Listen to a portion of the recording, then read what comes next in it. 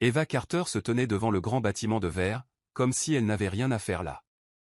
Wolf Industries, élégant, imposant, impossible. Elle baissa les yeux vers son reflet dans les portes polies. Son chemisier impeccablement repassé était d'occasion. Ses talons la serraient. Et elle était nerveuse. Elle n'était pas là que pour elle. Elle était là pour Lily. « Maman, n'oublie pas de respirer », avait dit Lily ce matin-là en mangeant des céréales détrempées. Eva sourit à ce souvenir. Sa fille avait 6 ans et allait bientôt avoir 60 ans. « Je ne le ferai pas », avait-elle murmuré en retour. « Soyez sage pour mademoiselle Julie, d'accord ?» Alors qu'Eva serrait son dossier de qualification et un CV qui ne suffisait pas à expliquer les années perdues à cause des couches et des quarts de nuit, elle se redressa et entra. La réceptionniste des RH lui sourit poliment. Son nom ? Eva Carter. Pour le poste d'assistante de direction. Bien, dit la femme en parcourant une liste. Asseyez-vous. Monsieur Delaney vous appellera sous peu.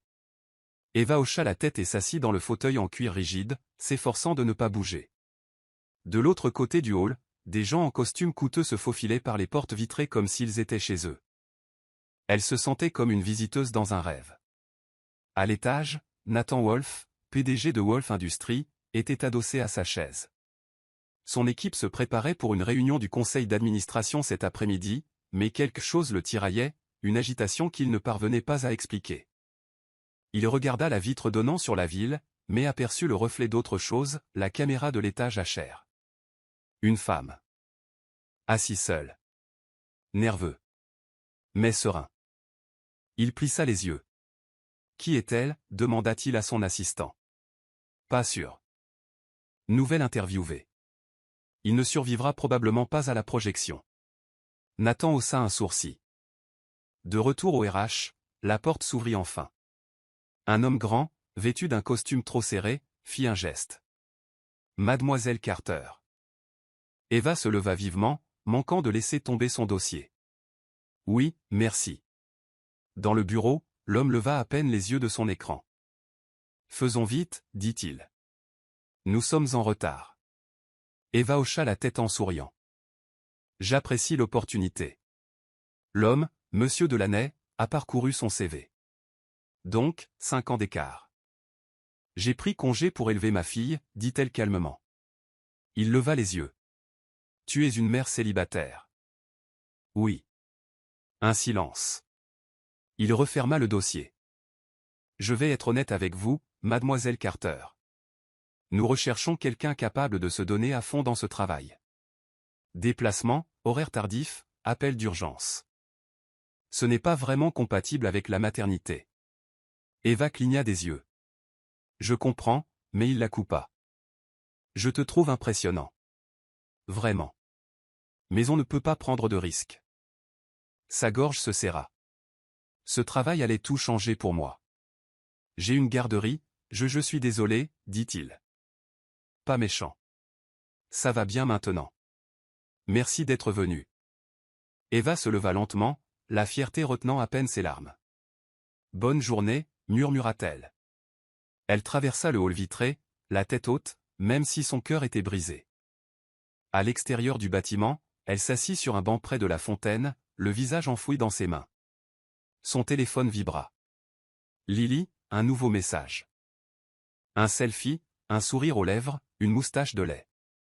La légende disait, tu as décroché le poste, maman ? On croise les doigts. Le cœur d'Eva se brise. Non, ma puce. Pas celle-ci non plus. Mademoiselle Carter. Elle leva les yeux. Un homme en costume anthracite se tenait devant elle, grand et imposant, avec des yeux bleus orageux et quelque chose de plus doux derrière, comme s'il en avait trop vu et se tenait debout malgré tout. Oui, dit-elle en se levant. Je suis Nathan Wolf, dit-il en lui tendant la main. PDG. Son estomac se serra. Le PDG de cet empire. Elle lui serra rapidement la main. Je suis vraiment désolé, je ne voulais pas. Il fit un geste doux. Tu as une minute ? Oui, bien sûr. Il s'assit sur le banc à côté d'elle. L'homme le plus puissant du bâtiment était maintenant assis sur le rebord en béton, comme un homme ordinaire. Comme si le fait que ses chaussures coûtent probablement plus cher que son loyer n'avait aucune importance. J'ai entendu votre entretien, dit-il sans s'excuser. J'ai le droit de surveiller les comités RH. Eva rougit. Alors tu as tout entendu. Moi, j'ai tout entendu, dit-il. Y compris comment tu as géré le rejet. J'ai de l'expérience, dit-elle avec un sourire triste. Et j'ai vu ton calme. Même quand on t'a dit que tu n'étais pas apte à travailler ici à cause de ton enfant. Eva hésita. Je n'ai pas honte d'être mère. Mais j'en ai assez d'être punie pour ça. Les yeux de Nathan vacillèrent. Je pense que c'est juste. Un silence s'installa entre eux. Un oiseau se posa sur le bord de la fontaine, gazouillant dans le silence. Puis Nathan se leva. Reviens demain. 8 heures précises. Eva cligna des yeux. Quoi? Je veux t'interviewer moi-même. Pas moi, RH. Mais je pensais. Il la regarda, avec quelque chose de chaleureux mais indéchiffrable dans son regard. Je ne sais pas si tu es fait pour ce poste. Mais je sais que tu mérites une vraie chance. Elle resta bouche bée un instant. Puis finalement, d'accord. Alors qu'il s'éloignait, Eva resta assise, stupéfaite, silencieuse. Le PDG de Wolf Industries venait de le lui dire. Laisse-moi essayer. Et pour la première fois depuis des mois, elle avait l'impression de ne plus être invisible. Elle était rejetée parce qu'elle était mère célibataire, mais quelqu'un de puissant a vu sa force. Abonnez-vous dès maintenant, quand le PDG lui fera une offre qui changera tout. Eva Carter se tenait de nouveau devant le bâtiment de Wolf Industries, mais cette fois, ses doigts ne tremblaient pas. Enfin, pas autant. Elle portait le même chemisier, fraîchement repassé. Les mêmes talons, légèrement plus souples avec des pansements aux chevilles.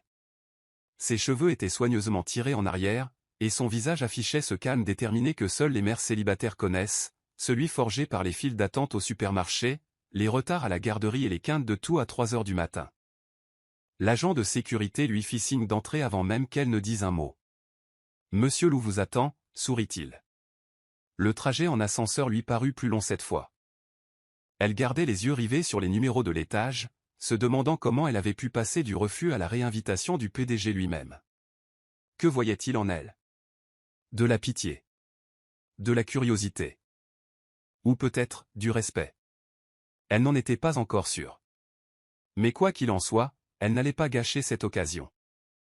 Mademoiselle Carter, Nathan Wolf la salua depuis son bureau d'angle, debout près de la baie vitrée. La lumière du soleil traversait la pièce, éclairant sa tempe argentée.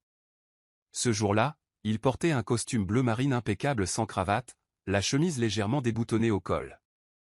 Une confiance décontractée. Une assurance intimidante. « Bonjour », dit Eva en essayant de ne pas laisser paraître sa nervosité.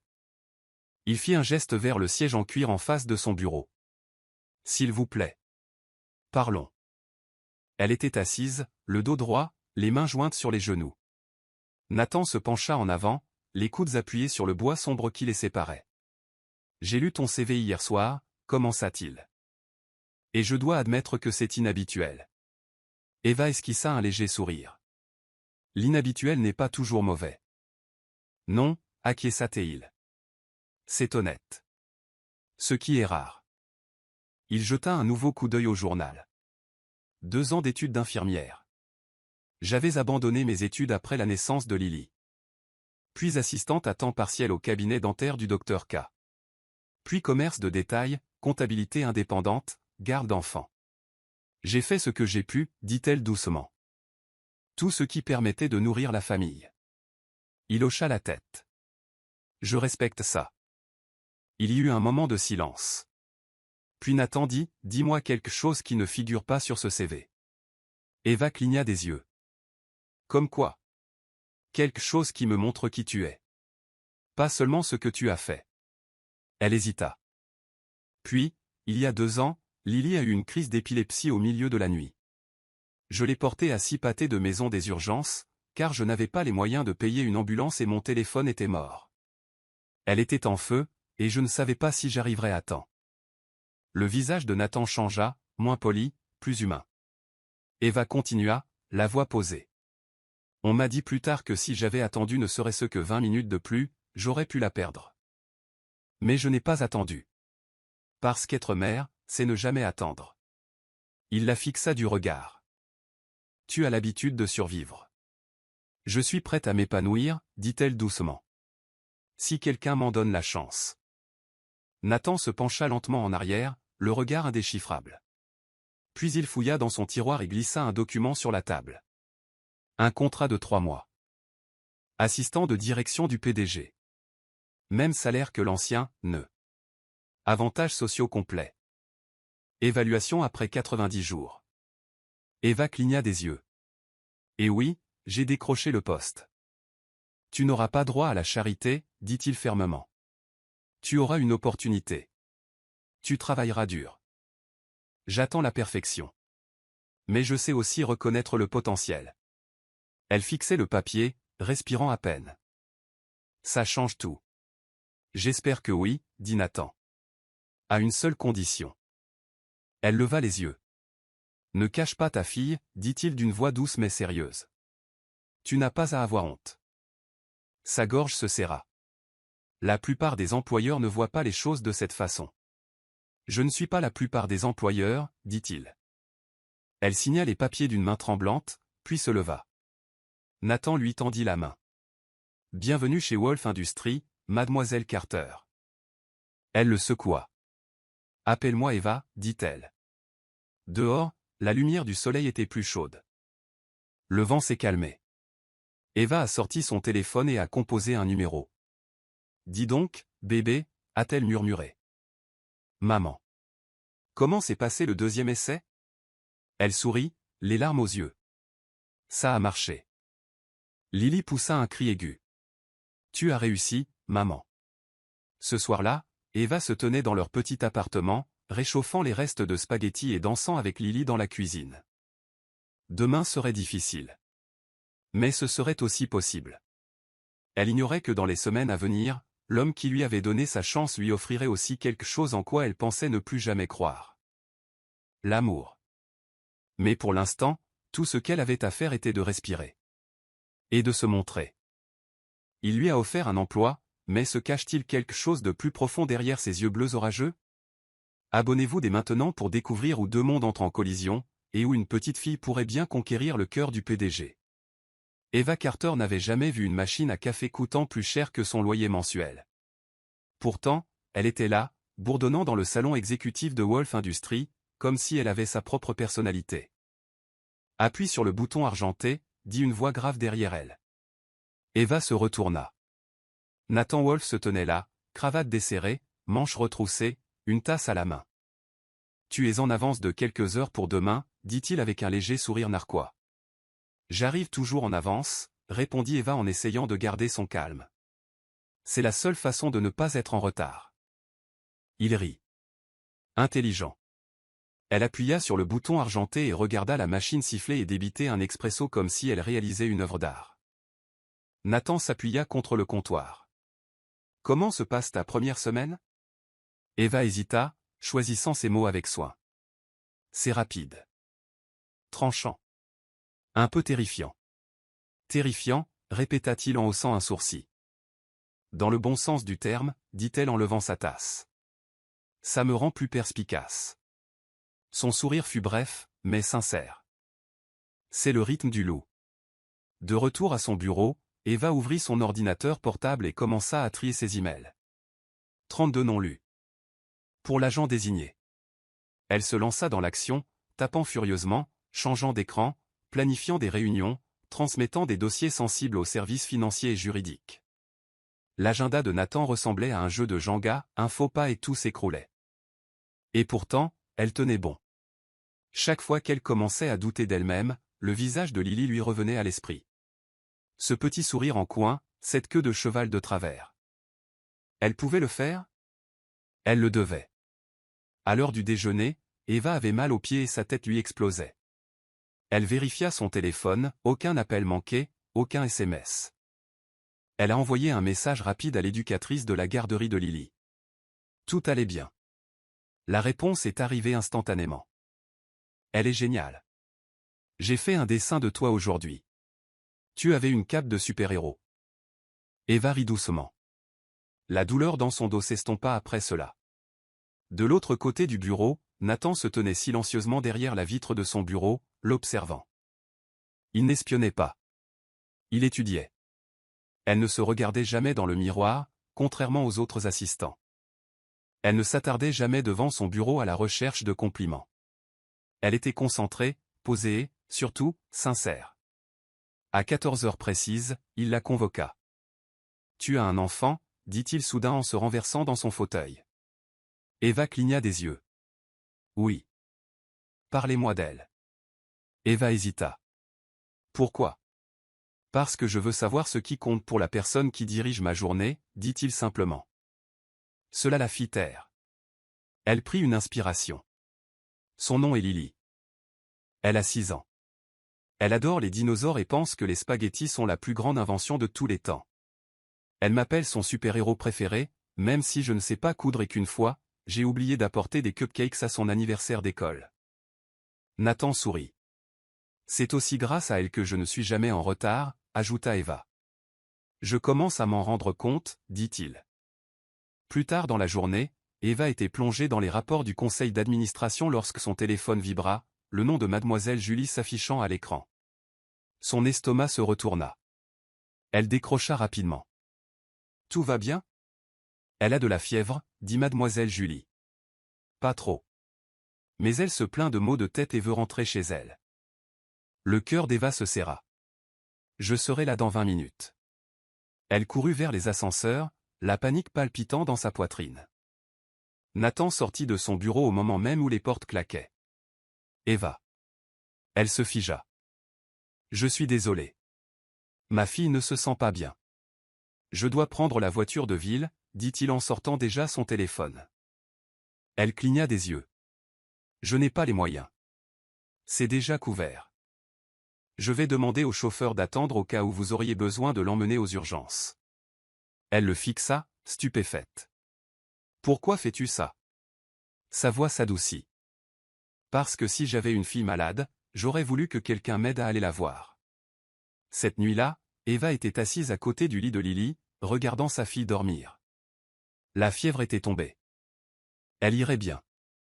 Mais Eva ne pouvait s'empêcher de penser à ce moment dans le hall. La façon dont la voix de Nathan avait changé. La douceur qui transparaissait dans son ton pourtant réservé. Le lendemain matin, Eva arriva de nouveau tôt au bureau. Sur son bureau se trouvait une petite boîte à lunch rose. À l'intérieur, des crackers, une brique de jus, des oursons en gélatine. Un post-it disait « Pour Lily ». Au cas où elle viendrait. Puis, Eva tint le mot comme s'il était en vert. Elle n'était pas seulement vue ici. Elle était comprise. Il lui a confié ce poste, et maintenant il lui offre quelque chose de plus profond, de la gentillesse. Mais que se passe-t-il lorsque les frontières entre PDG et mère célibataire s'estompent ? Abonnez-vous dès maintenant. La matinée du mercredi avait commencé comme toutes les autres. Eva venait d'organiser les réunions consécutives de Nathan Wolf, de finaliser le rapport du 3e trimestre et était en pleine coordination du prochain dîner d'investisseurs de l'entreprise. Ses doigts s'agitaient sur le clavier, son esprit s'emballant, une étape avant le calendrier. Mais sous le calme de sa journée de travail, Eva sentait sa poitrine se serrer. Lily s'était réveillée avec un nouveau rhume. Et cette fois, ce n'était pas rien. À 11h16, le téléphone d'Eva vibra sous son bureau. Garderie, appel d'urgence. Son estomac se serra. Elle quitta la salle de conférence sans un mot. Le cœur battant. Dès qu'elle répondit, la voix de Madame Julie l'accueillit d'une voix basse et inquiète. Eva, désolée de te déranger, mais Lily a repris de la fièvre et vomit. On est vraiment inquiet. Le pouls d'Eva s'est accéléré. J'arrive. Nathan venait de sortir d'un conseil d'administration virtuel lorsqu'il la vit filer dans le couloir, sans sac, sans manteau, la panique sur le visage. Eva, lui cria-t-il. Elle se retourna, les yeux écarquillés. Lily est malade. J'en ai besoin, je ne voulais pas. Arrête, dit-il en levant la main. Tu n'as pas besoin d'expliquer. Vas-y. Mais l'investisseur, je m'en occupe. Elle cligna des yeux, stupéfaite. Tu ne sais même pas où. Donne-moi l'adresse, dit-il. Et prends mon chauffeur. La bouche d'Eva s'ouvrit, puis se referma. Elle écrivit rapidement l'adresse sur un post-it et le lui tendit, la main tremblante. « Merci », murmura-t-elle. Il ne répondit pas. Il hocha simplement la tête, le genre de hochement de tête qui signifiait qu'on se parlerait plus tard. Ce soir-là, Eva était assise sur le canapé à côté de Lily, endormie, emmitouflée dans des couvertures et serrant un ours en peluche contre elle. Le Tylenol avait fait effet, et ses joues n'étaient plus rouges. Eva passa doucement la main sur le front de sa fille, des larmes d'épuisement menaçant de lui monter aux yeux. Un coup à la porte rompit le silence. Elle fronça les sourcils. Il était 20 heures. Elle se leva prudemment, jeta un coup d'œil par le Judas et se figea. Nathan Wolfe. Tenant un sac de courses et un petit bouquet rose, elle ouvrit la porte, stupéfaite. « Monsieur Wolfe. Tu n'as pas répondu au téléphone, dit-il. J'ai cru que tu étais épuisé. Oh, oui. Désolé. Elle s'est endormie. Puis-je entrer ? Eva hésita une seconde. Puis tu t'es écarté. Oui. Mais seulement si tu laisses tomber les formalités. C'est Eva. Juste Eva. Et Nathan, dit-il avec un petit sourire. Juste Nathan. Il posa le sac sur le comptoir de sa cuisine et commença à décharger tranquillement de la soupe, des crackers, des boissons électrolytiques, un nouveau thermomètre. Elle contempla le tout, bouche bée. Je pensais que les PDG avaient des assistants pour faire ce genre de choses. Il a haussé un sourcil. Le mien a été un peu distrait. Elle sourit, puis soupira et baissa les yeux. J'aurais dû te le dire plus tôt. Pour Lily. Nathan s'appuya contre le comptoir, les bras croisés. Pourquoi ne l'as-tu pas fait ? Parce que les gens voient ça comme de la faiblesse, dit-elle doucement. Ils pensent que je ne serai pas fiable. Fragile. Émotif. Ou pire, trop attaché à quelqu'un d'autre pour s'investir pleinement dans son travail. Je ne le vois pas comme ça. Je ne pensais pas que tu le verrais comme ça. Mais je n'en étais pas sûr. Il la regarda un long moment. Puis dit, Eva, être mère n'est pas un signal d'alarme. Elle ravala le nœud qui lui serrait la gorge. Même le conseil d'administration, a-t-elle demandé. Ils accepteraient qu'une assistante de PDG quitte le poste en plein milieu d'une réunion si son enfant a besoin d'elle. Ce n'est pas le conseil d'administration qui vous a embauché, a-t-il dit. Je l'ai fait. Et s'ils n'aiment pas ça, ils peuvent m'en parler. Eva rit malgré l'émotion qui la submergeait. Puis sa voix baissa légèrement. Eva. Elle croisa son regard. Ici, vous n'avez pas besoin de cacher quoi que ce soit de votre vie. Ni vos difficultés, ni votre force. Il y avait un silence entre eux. Lourd, mais pas inconfortable. Intime. Elle se détourna, troublée. Tu veux un café ? Je préfère m'asseoir. Si ça te va. Elle hocha la tête et le conduisit jusqu'au canapé. Ils restèrent assis en silence quelques minutes.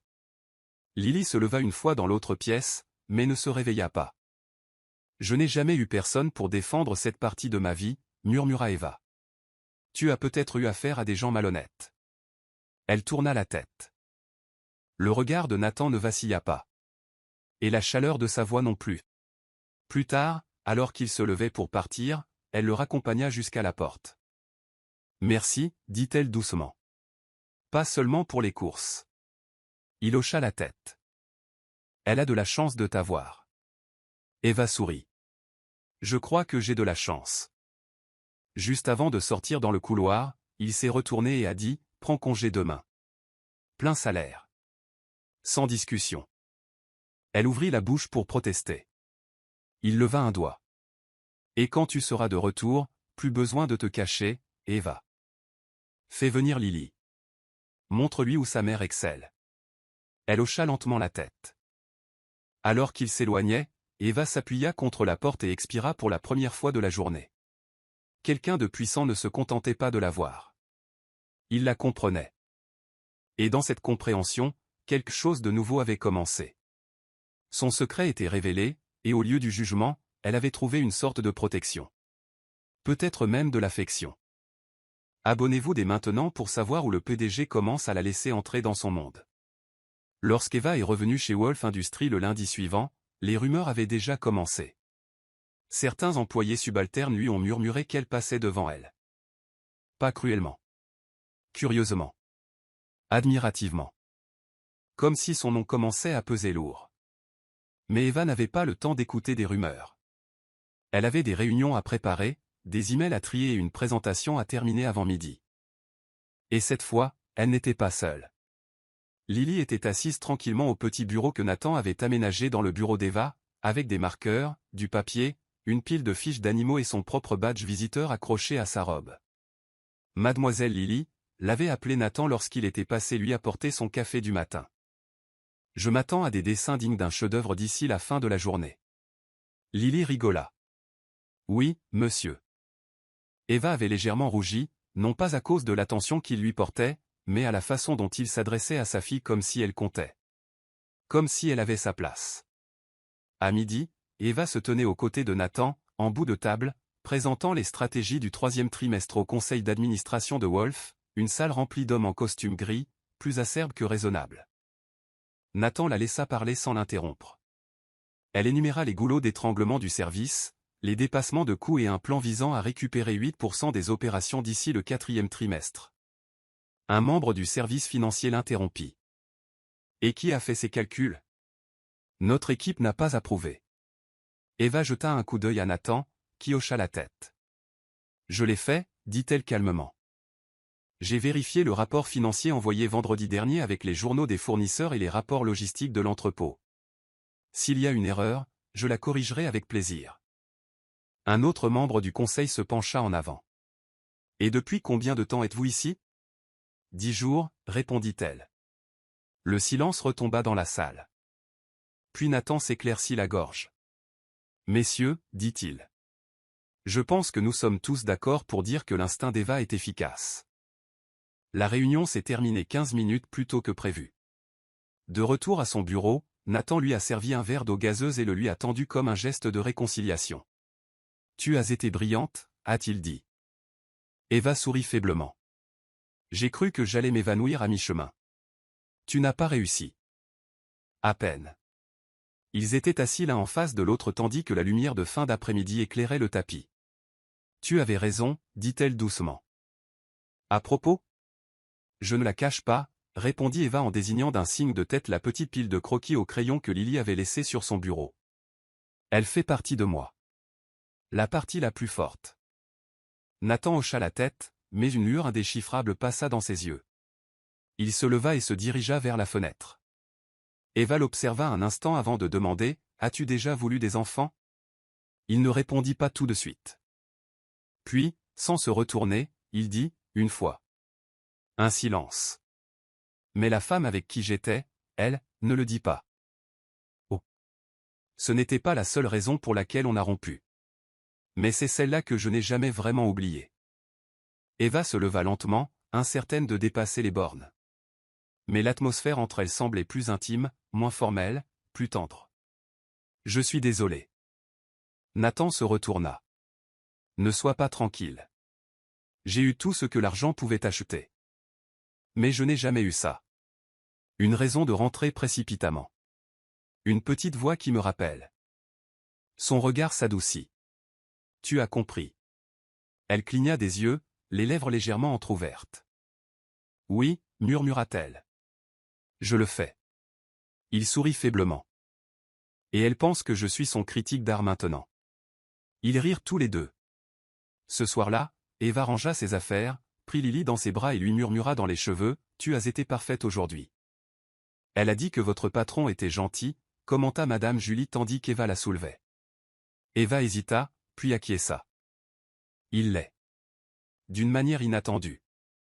Madame Julie la regarda longuement. Fais attention, ma puce. Les patrons bienveillants restent des patrons. N'oublie pas que ton salaire dépend de lui.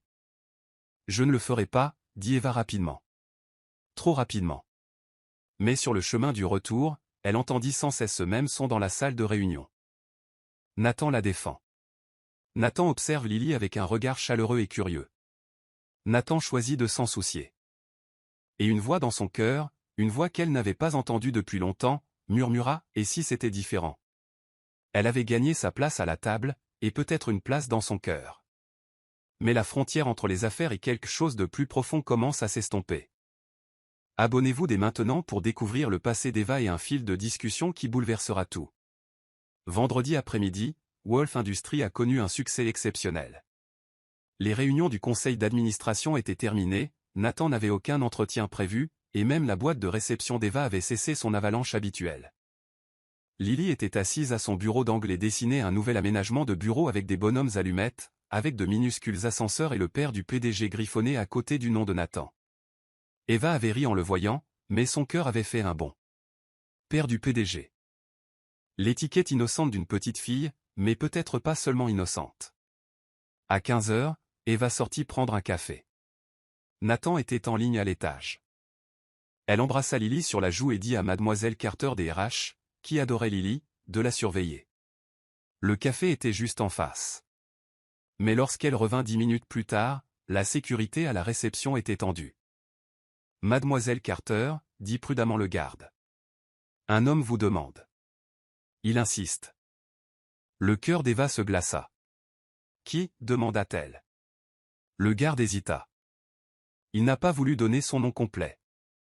Il a juste dit qu'il était le père de Lily. Le monde d'Eva s'est brouillé. Elle n'avait pas vu Ryan Ellis depuis plus de 5 ans. Il ne l'avait pas appelé. Pas une seule fois. Même pas quand elle lui a envoyé la photo de Lily en mini-grenouillère. Pas de visite. Pas de pension alimentaire. Sans excuse. Elle entra lentement dans le hall, et il était là. Rasé de près, le même sourire aux dents qui fuyaient, vêtu d'un costume qui ne cachait pas vraiment l'arrogance qui se cachait. Eva, dit Ryan. Waouh. Tu as l'air professionnel. Que veux-tu? Il leva les mains. Du calme. Je suis juste là pour voir ma fille. Tu n'as pas de fille. Elle a mes yeux, dit-il d'une voix décontractée. Et maintenant que tu te promènes dans un endroit chic, eh bien, je me suis dit qu'il était temps de reprendre contact. Eva eut la chair de poule. Tu ne t'approcheras pas d'elle. Le ton de Ryan changea légèrement. La loi dit le contraire. Juste à ce moment-là, l'ascenseur sonna. Nathan Wolf en sortit, scrutant immédiatement la scène du regard. Il traversa le hall en 3 longues enjambées. Tout allait bien ici. Ryan leva les yeux, perplexe. Et c'est toi. Je suis l'homme qui la cache. Et celui qui appellera la sécurité si tu ne pars pas maintenant. Ryan ricana. Tu es susceptible, non? Nathan s'avança, la voix basse et menaçante. Tu n'étais pas invité. Et tu ne reverras pas cet enfant jusqu'à ce qu'un tribunal en décide autrement. Alors, soit tu t'en vas, soit je te fais escorter par la police. Eva resta figée, le souffle court. Ryan a disparu. Ce n'est pas fini. Bien sûr que si, dit Nathan. Tu as terminé. Une fois parti, Nathan se tourna vers Eva. Elle leva les yeux vers lui, stupéfaite, tremblant légèrement, mais se ressaisissant. Monte, dit-il doucement. Maintenant. Dans son bureau, elle était assise sur la chaise en face de son bureau, les yeux rivés au sol. Nathan versa de l'eau, puis s'agenouilla devant elle et lui tendit le verre. Je suis désolé, murmura-t-elle. Ne le sois pas. Je ne m'attendais pas à ce qu'il apparaisse. Il s'en fichait. Il a disparu. Et maintenant, après tout ce temps tu n'as pas besoin de t'expliquer. Moi, si, dit-elle fermement. Tu mérites de savoir à quoi tu as affaire. Nathan resta silencieux, écoutant. Je l'ai rencontré à la fac. Je le trouvais charmant, intelligent, drôle. Mais il ne l'était pas. Il était autoritaire. Froid. Quand je suis tombée enceinte, il m'a dit de faire avec et quitter l'État. J'ai élevé Lily seul. Il n'a jamais envoyé un centime. Nathan serra les dents. Et maintenant, il veut des droits. Il veut de l'argent, murmura-t-il amèrement. Il a découvert que je travaillais ici, et il pense qu'il y a un chèque au nom de Lily. La voix de Nathan était glaciale. Il ne vous touchera pas. Elle le regarda alors, vraiment, et vit dans son expression quelque chose qu'elle n'avait pas prévu. De la fureur. De la compassion. Et autre chose. Le genre d'attention intense qu'on ne porte pas à ses employés. Le genre de soin qui change tout. Il se leva, essayant de calmer son ton. Je vous confie la sécurité de l'entreprise. Silencieux mais présent. Et je veux que le service juridique commence à rédiger une demande de protection de la garde, anonymement si possible. Vous ne paierez pas un centime. Sa voix tremblait. Tu n'es pas obligé de faire tout ça. Je le veux. Pourquoi? Son regard croisa le sien. Parce que je tiens à toi, Eva. Et je tiens à Lily. Le silence qui suivit était pesant, mais empreint d'une chaleur. Les lèvres d'Eva tremblèrent. J'ai passé des années à tout faire toute seule. Je ne sais plus comment accepter de l'aide. Tu n'es pas obligé, dit Nathan en s'approchant. Laisse-moi essayer. Ce soir-là, elle raccompagna Lily chez elle, la main plus serrée que d'habitude. Mais dans son sac se trouvait la carte de Nathan. Et dans son cœur, le début de quelque chose qu'elle ne voulait plus repousser. Peut-être n'avait-elle plus à mener ce combat seule. Peut-être avait-elle un partenaire. Il l'a protégée du passé, mais peut-elle lui faire confiance pour l'avenir? Abonnez-vous dès maintenant pour savoir quand la frontière entre devoir et désir commence à s'estomper sous un coup de tête inattendu. La pluie avait lavé la ville ce jour-là. Depuis le toit terrasse de Wolf Industries, l'horizon scintillait, les tours de verre captant le soleil déclinant, les rues scintillant de leurs reflets après l'aube. Le silence régnait là-haut. Pas de réunion. Pas de tableur. Pas de mai. Juste Nathan Wolf et Eva Carter. Il lui avait envoyé un texto cet après-midi-là. Je suis venu après 18 heures. Pas besoin de monter. Emmenez Lily si elle en a envie. Elle hésita. Mais Lily souriait à nouveau, et Eva avait envie d'une pause. Une vraie. Elles étaient donc là, des boîtes de conserve en papier à la main, Lily emmitouflée dans une petite couverture, dans un pouf près du bord, fredonnant doucement en dessinant l'horizon avec un stylo brillant que Nathan lui avait offert. Eva se tenait à la balustrade, la brise caressant ses boucles. Nathan s'approcha d'elle, 2 verres à la main.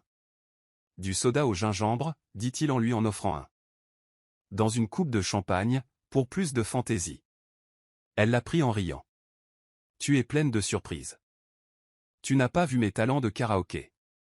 Oh mon Dieu. Tu chantes? Pas bien. Mais avec conviction. Elle rit de nouveau, plus doucement cette fois.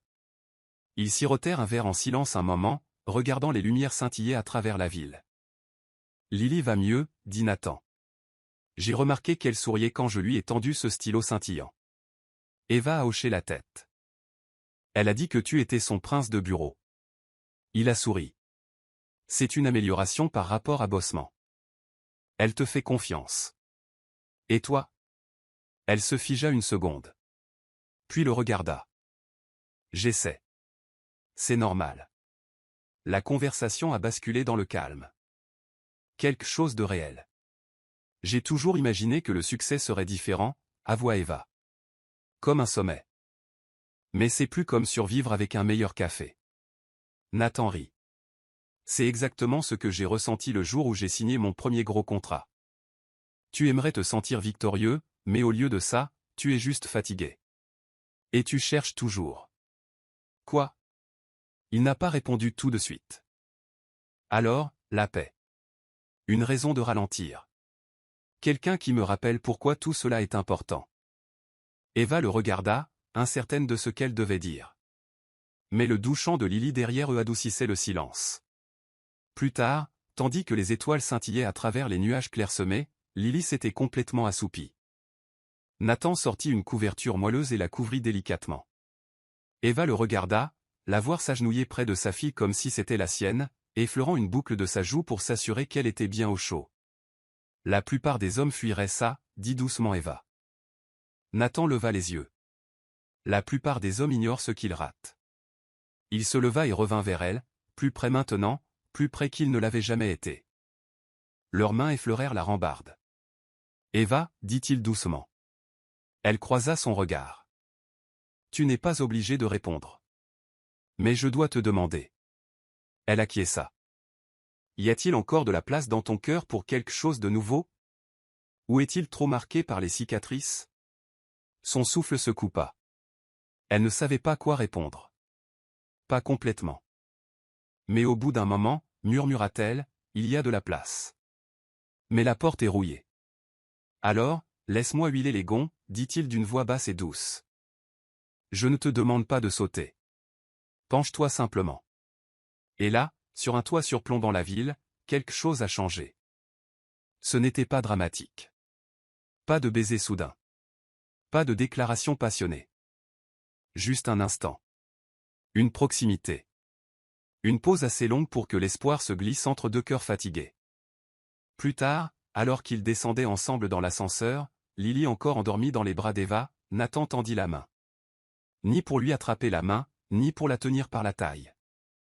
Il posa simplement sa paume doucement sur le dos de Lily, ferme, protectrice, chaleureuse. Et pour la première fois depuis des années, Eva ne broncha pas. Elle se pencha. Juste un peu. Et Nathan sourit comme s'il venait de se voir confier la mission la plus importante de sa vie. Sur le toit, la confiance s'est installée, mais de retour sur Terre, la vraie vie attend. Abonnez-vous dès maintenant à Là où l'amour est mis à l'épreuve, une erreur passée revient, et les cœurs doivent décider quel avenir ils méritent. Lundi matin, tout semblait plus léger. Eva est entrée chez Wolf Industries avec une chaleur qu'elle n'avait jamais ressentie auparavant. Lily lui avait promis de rapporter un autre café de la cuisine, de préférence les délicieux biscuits à la fraise que Nathan avait glissés dans son sac à dos la dernière fois. Et Nathan? Il ne lui avait pas envoyé de SMS depuis la soirée sur le toit de vendredi. Mais Eva ne prenait pas ça pour de la distance. Elle prenait cela pour de l'attention. Il lui avait donné du temps. Et de l'espace. Il l'attendait. Eva entra dans son bureau en fredonnant, et trouva la directrice des ressources humaines, Marsha Gibbon, debout à côté d'elle. Eva? Bonjour. Pourrais-tu venir avec moi un instant? Eva changea de position. Bien sûr. Quelque chose ne va pas? Marsha ne répondit pas. Elle souriait trop fort. Dans le petit bureau des RH, Marsha était assise en face d'elle et ouvrait un dossier. Il y a eu une plainte. La poitrine d'Eva se serra. Quel genre de plainte? Un message anonyme nous a été transmis ce matin. Elle tourna son écran vers Eva. Sur l'écran, il y avait une capture d'écran d'un ancien email datant de plus d'1 an. Envoyé depuis l'ancien lieu de travail d'Eva, il avait été rédigé par Eva. Un message désespéré demandant une avance sur son dernier salaire parce que Lily était malade, son loyer était impayé et la compagnie d'électricité avait menacé de couper l'électricité. Je sais que ce n'est pas professionnel, disait le courriel, mais je me noie. Eva pâlit. Elle se souvenait de cet email. Elle se souvenait l'avoir écrit à 2 heures du matin, près du lit de Lily. Elle n'avait jamais reçu de réponse. Et maintenant, on l'utilisait. Contre elle. Marsha s'éclaircit la gorge. Il a été envoyé au conseil d'administration. Vu l'objet, votre nouvelle assistante de direction n'est pas aussi stable qu'elle en a l'air. Eva resta figée.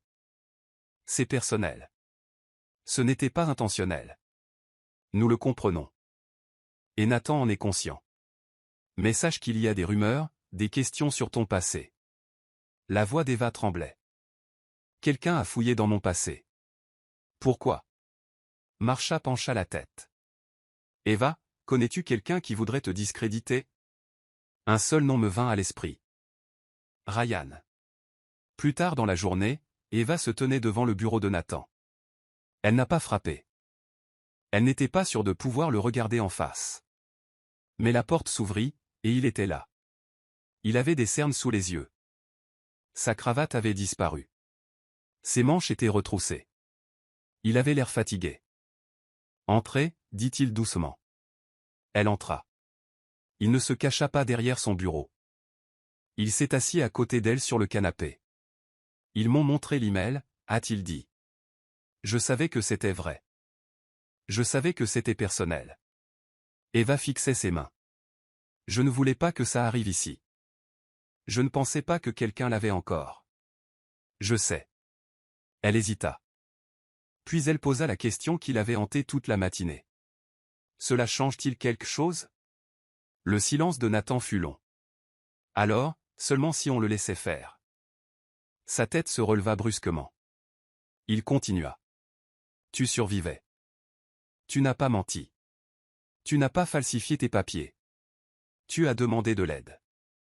Et quelqu'un a sauvé ce moment de faiblesse pour te faire honte. Ce n'est pas de ta faute. Les yeux d'Eva s'emplirent de larmes. Et si le conseil d'administration me considérait comme un risque maintenant? Je leur rappelle alors que cette entreprise repose sur des gens qui se battent pour rester à flot. Et vous?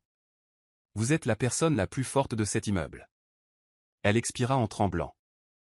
Et pendant un instant, elle se laissa aller à la tranquillité et à la sécurité de sa présence. Puis elle murmura, « Je crois que c'est Ryan qui l'a envoyé. » Nathan serra les dents. Puis il a commis une grave erreur. Eva la regardait, les yeux écarquillés. « Tu le poursuivrais. » La voix de Nathan baissa. « Non. Je te protégerai de lui. » Ce soir-là, alors qu'Eva sortait du bâtiment, le dessin de Lily serré dans sa main, une pensée la frappa avec une douloureuse clarté. Elle tombait amoureuse de lui. Non pas parce qu'il l'avait sauvée, mais parce qu'il la respectait. Et parce qu'il n'avait jamais considéré sa douleur comme une faiblesse. Le passé avait tenté de la faire honte, mais il refusait de la laisser partir. Alors que les menaces s'intensifient et que les émotions s'intensifient, abonnez-vous dès maintenant pour le final, où l'amour doit s'élever ou s'effondrer sous la pression.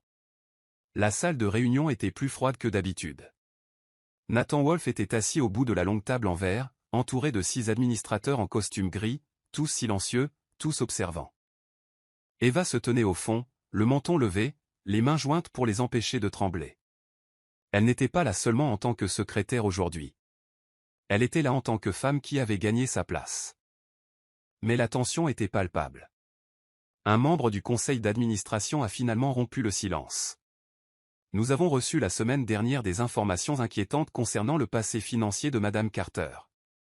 Les yeux de Nathan brillèrent. Des informations obtenues illégalement et sans rapport avec son rôle. Elle demanda une avance. Désespérée, ajouta un autre.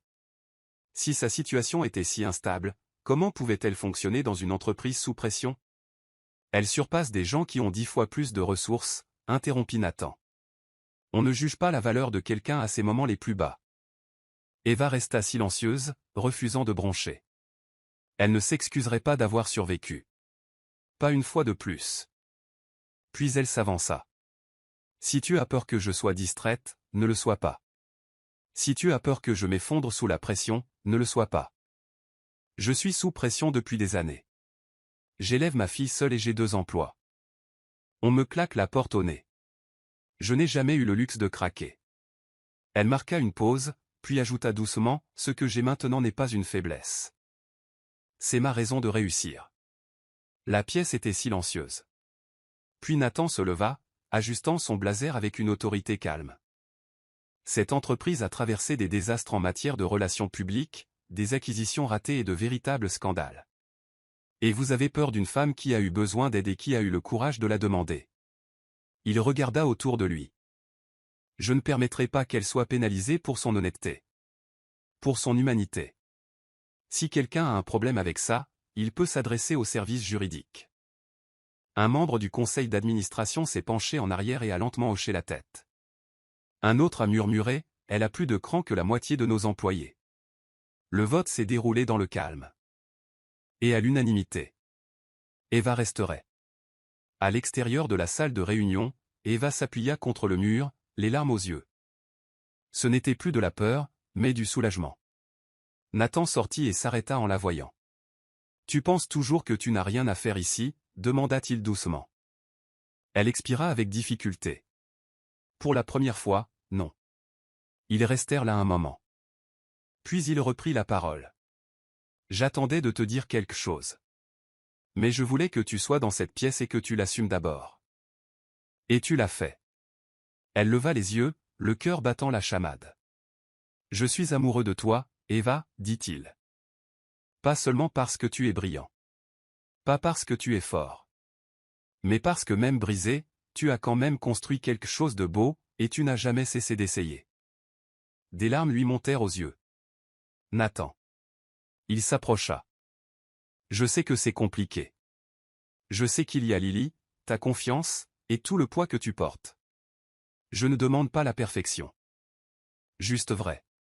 Juste l'occasion d'essayer. Eva le regarda un long moment, puis murmura, « Tu as déjà commencé à essayer. Et je ne te demande jamais d'arrêter. » Ce soir-là, de retour à l'appartement d'Eva, Lily accueillit Nathan à la porte, coiffé d'un diadème et tenant un presse-papier. « Bienvenue, monsieur le PDG, dit-elle sérieusement. Veuillez préciser votre intention. » Il s'agenouilla à sa hauteur. « Je suis ici pour vous demander votre permission. » Elle haussa un sourcil.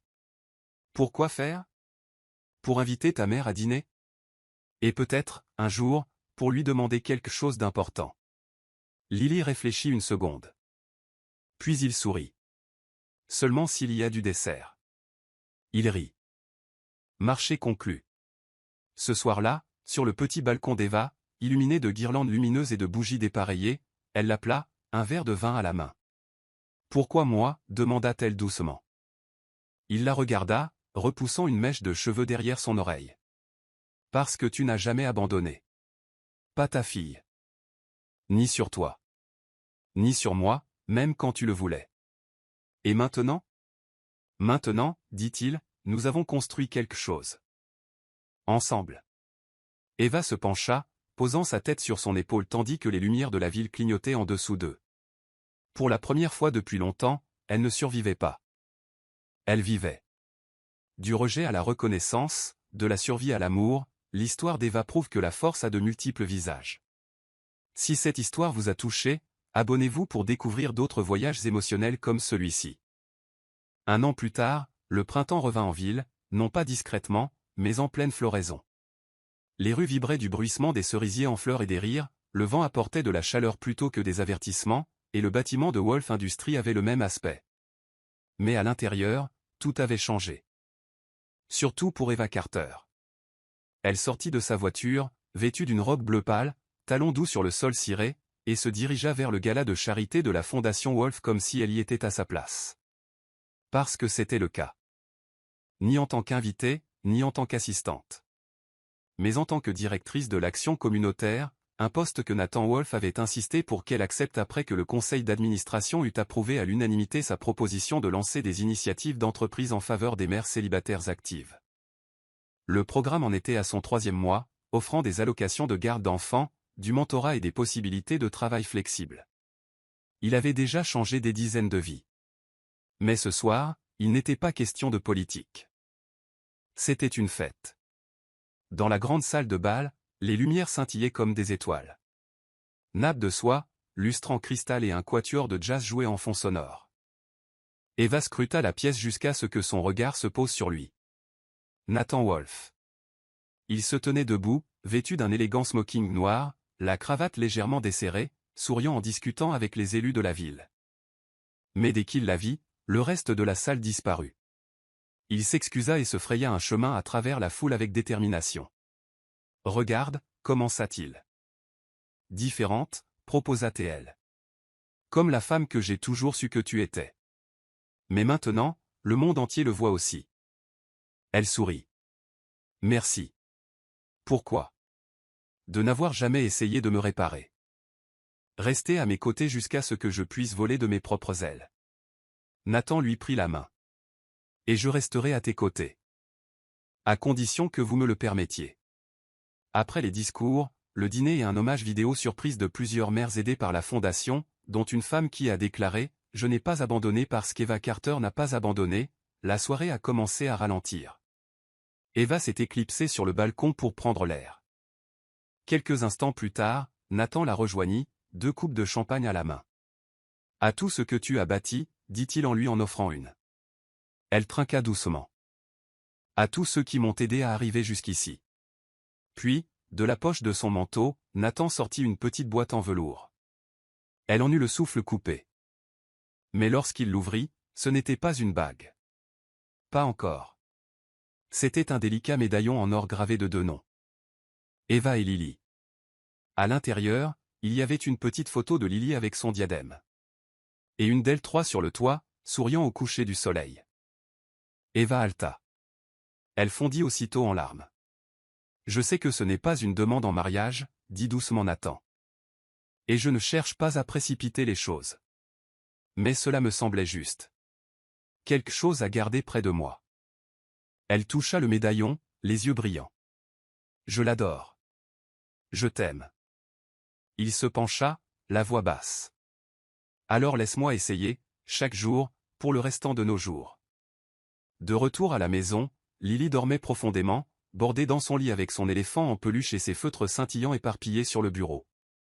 Eva entra dans sa chambre, talon à la main, son médaillon toujours autour du cou. Elle embrassa Lily sur le front, écartant les cheveux de sa joue.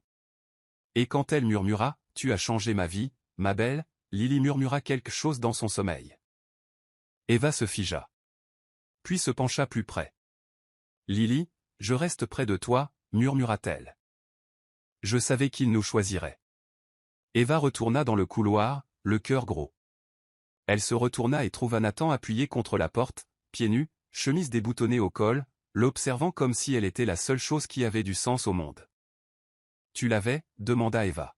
« Moi, si. » Et il s'approcha d'elle et lui prit la main. « Je vous choisis sans cesse. Tous les deux.